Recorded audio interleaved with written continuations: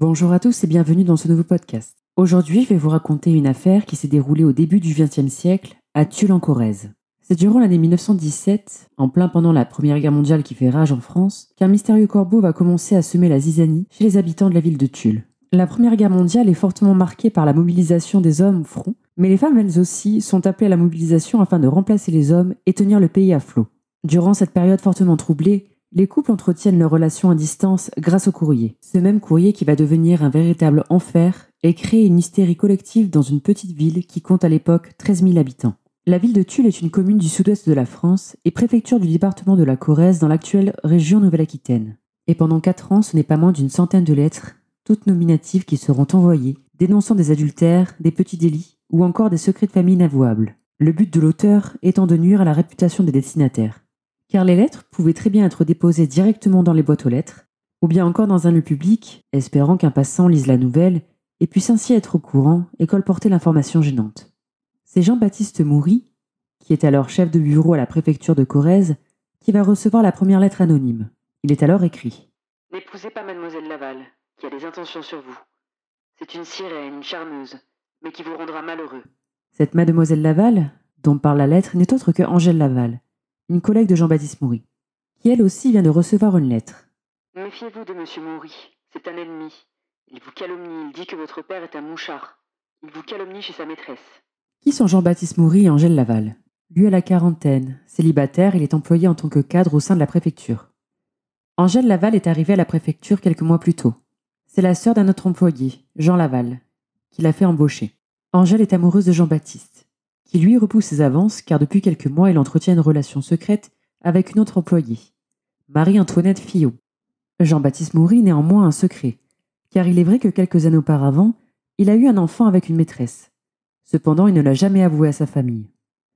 Il décide d'aller prévenir Angèle Laval du contenu de sa lettre et découvre stupéfait qu'elle aussi a reçu le même jour une lettre compromettante le concernant. Il décide d'un commun accord de brûler les lettres et de ne plus jamais en parler. Mais il est pris d'un doute. Et si sa nouvelle compagne, Marie-Antoinette, était le corbeau? En tout cas, plus aucune lettre ne sera envoyée depuis ce jour. Enfin, du moins pas avant 1919, où elles reprennent de plus belle, visant toujours Jean-Baptiste Moury et d'autres employés de la préfecture. Le but de l'auteur des lettres étant de tourner les soupçons vers Marie-Antoinette Fillot. Mais à l'année 1920, ce sont les familles bourgeoises qui commencent à être visées par ce mystérieux corbeau. Colportant des secrets de famille, des ragots et des rumeurs d'infidélité, les lettres sont désormais signées l'œil du tigre. Elles sont d'autant plus prises au sérieux, car dans le fond, elles dissimulent une part de vérité, ce qui signifie que le corbeau serait bien informé. Un jour, une affiche est placardée sur le théâtre de la ville. La foule se presse et on peut alors y lire le nom de 14 notables, accompagnés juste à côté du nom de leur maîtresse. Cela est un véritable scandale, créant panique et paranoïa au sein de la population. Les soupçons se portent de plus en plus sur le couple Moury, désormais marié et plus précisément sur Marie-Antoinette. Car le couple est bizarrement épargné par cette nouvelle salve de lettres. Marie-Antoinette paraît alors comme suspecte idéale. Les habitants les mettent à l'écart, les évitent, et une délégation anti-Moury se forme. Cette délégation est menée par Jean Laval. Lui aussi a reçu des lettres dénonçant sa jalousie auprès de Jean-Baptiste et de son ascension professionnelle au sein de la préfecture. La presse nationale s'empare de cette affaire. Jean Laval décide de se rendre auprès du juge Richard en charge de l'affaire. Il veut lui parler d'une lettre qu'aurait reçue une commerçant de la ville et dont sa sœur Angèle Laval lui a révélé le contenu. Or, on se rend compte qu'une lettre a bien été envoyée à cette commerçante, mais qu'elle n'en a parlé à personne. Alors comment Angèle Laval serait au courant de celle-ci? Néanmoins, le juge ne dévoile pas ses soupçons et enquête discrètement sur la famille Laval. Ses soupçons se posent alors sur Angèle. Folle amoureuse de son supérieur Jean-Baptiste Moury et rejetée par celui-ci. Elle reporterait sa frustration en dévoilant ragots et rumeurs qu'elle aurait appris au sein de la préfecture où elle travaille aussi. Mais l'enquête piétine et le juge Richard va alors profiter un peu de cette nouvelle notoriété, quitte à devenir la risée des magistrats. En effet, un jour, un reporter du journal Le Matin lui propose d'organiser une séance d'hypnose, afin d'interroger les principaux suspects à huis clos. Le juge accepte, car cela est censé rester secret. Et il veut absolument prouver la culpabilité d'Angèle Laval. Malheureusement, la séance d'hypnose ne donnera rien, et pire encore, elle est dévoilée le lendemain dans le journal Le Matin.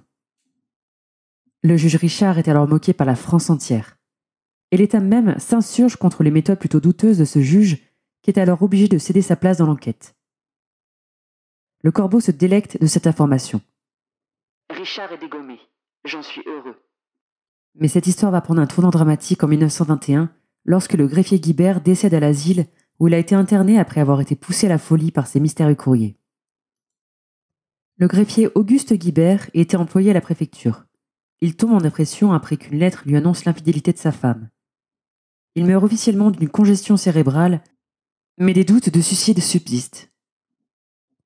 Le docteur Edmond Locard, pionnier de la police scientifique, est alors dépêché sur place afin de démasquer ce corbeau qui sème la panique depuis plus de 4 ans dans la ville de Tulle. Il est alors professeur de médecine légale et fonde à Lyon en 1910 le premier laboratoire de police scientifique. Afin d'examiner au mieux et surtout de pouvoir comparer les lettres du corbeau, le docteur Locard organise une dictée géante avec les principaux suspects. Il photographie les écritures afin de pouvoir les comparer. Il mesure ensuite l'inclinaison des lettres, la constance des longueurs entre les deux écritures, la contrefaite et la naturelle. La graphologie exercée par le docteur Locard dans cette enquête est très chronophage. Cette méthode est vivement critiquée par la presse écrite de l'époque, qui doute de sa véracité. Néanmoins, le rapport du docteur Locard remis au juge d'instruction aboutit à l'inculpation d'Angèle Laval. Le juge d'instruction convoque Angèle Laval le 20 mars 1922 au palais de justice de Tulle. La convocation a lieu à 6 heures du soir. Cette heure n'a pas été choisie au hasard. Il fallait rester discret car le spectre du corbeau était encore bien vif dans les mémoires des habitants de la ville de Tulle qui en ont énormément souffert. Angèle Laval pénètre dans le cabinet du juge d'instruction Maître Malrieux avec son avocat. Maître Malrieux l'informe qu'il l'inculpe d'injures et diffamation publique. Il lui lit ensuite les 13 lettres retenues par l'accusation. Durant cet entretien, qui durera environ 45 minutes, Angèle Laval ne montrera aucune émotion, même quand il sera évoqué la mort du greffier Guibert. Elle clame son innocence et dit que ce n'est pas elle qui a écrit les lettres. Plus tard, se sentant grandement menacée, elle convainc sa mère de se suicider par noyade. Elles se rendent tous deux aux abords d'un lac. Sa mère s'enfonce dans les profondeurs et se noie. Angèle, elle, la regarde sans rien faire. Elle ne passe finalement pas à l'acte, soulignant encore plus son caractère froid et sans compassion pour autrui, faisant basculer cette affaire un peu plus dans le morbide en faisant une deuxième victime. Le procès d'Angèle Laval s'ouvre le 4 décembre 1922 à Tulle dans une ambiance lourde et tendue. La foule est nombreuse et se déchaîne, espérant que l'accusée sera conduite à l'échafaud. Un journaliste du matin qui était présent décrit Angèle Laval en ces mots. Elle est là, petite, un peu boulotte, un peu tassée. Semblable, sous ses vêtements de deuil, à un pauvre oiseau funèbre qui aurait reployé ses ailes. Tout au long du procès, en dépit des preuves qui l'accablent, elle nie tout en bloc et refuse d'admettre sa culpabilité. Le verdict tombe le 20 décembre 1922. Elle est reconnue coupable, mais sa responsabilité est toutefois atténuée d'après le jugement par l'expertise des médecins. Angèle Laval est donc condamnée à 1 mois de prison avec sursis et 200 francs d'amende. Elle meurt en 1967 à l'âge de 81 ans, après avoir vécu le reste de sa vie comme une paria, recluse, à l'abri du regard des autres. En 1943, Henri-Georges Clouzot portera à l'écran l'histoire d'Angèle Laval avec le film Le Corbeau, terme qui désignera désormais dans le langage courant un auteur de lettres anonymes.